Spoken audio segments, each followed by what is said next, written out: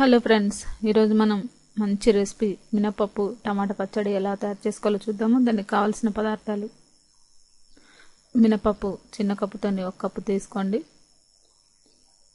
2 టమాటాలు పెద్ద సైజు ఉన్నవి తీసుకోండి. ఎండుమిర్చి ఒక 10-15 కావాలి మనకి. తొడిమలు తీసుకొని పక్కన పెట్టుకోండి. చిన్న నిమ్మకాయ సైజు అంతా చింతపండు, నూనె టమాటాలు ఉడికించుకోవడానికి సరిపడా తీసుకోండి. జీలకర్ర 1 స్పూను, వెల్లుల్లిపాయ 1, కరివేపాకు 2 రెమ్మలు, ధనియాలు 2 స్పూన్లు, ఉప్పు మీ టేస్ట్కి తగ్గట్టు తీసుకోండి. ఒక బాండిలో మినపప్పుని బాగా ఫ్రై చేసుకోండి.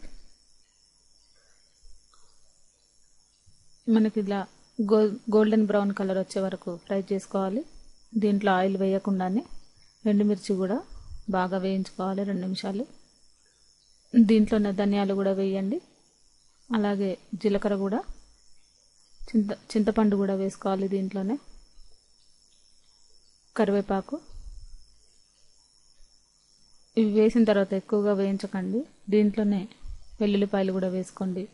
ఇప్పుడు 2 స్పూన్ల ఆయిల్ వేసుకొని దీంట్లో టమాటా ముక్కల్ని వేసి చక్కగా ఉడికించుకోండి. ఇప్పుడు దీంట్లో మనం ఉప్పు వేసుకొని మిక్సీ పట్టుకోవాలి. మీ టేస్ట్కి తగ్గట్టు ఉప్పు వేసుకుంటే సరిపోతుంది. దీన్ని ముందుగా పౌడర్ లాగా పట్టుకోండి. ఆ తర్వాత ఉడికించిన టమాటా దీంట్లో వేసుకొని కొద్దిగా వాటర్ వేస్తూ, మీకు కొద్దిగా గట్టిగా కావాలంటే కొంచెం కొద్దిగా వాటర్ వేసుకుంటూ ఇలా కోర్సుగా చక్కగా గ్రైండ్ చేసుకోండి. మినపప్పు మాత్రం బాగా మెత్తగా అయ్యేలాగా చూసుకోండి. చూసారు కదా, ఈ విధంగా మనకి రెడీ అయిపోయింది. ఈ చట్నీ వేడి రైస్లోకి నెయ్యి వేసుకొని తింటే చాలా బాగుంటుంది. ఇది దోశల్లో కూడా చాలా టేస్టీగా ఉంటుంది. ఈ రెసిపీ మీకు నచ్చినట్లయితే లైక్ చేయగలరు. ఈ రెసిపీని మీరు కూడా ట్రై చేసి చూడండి.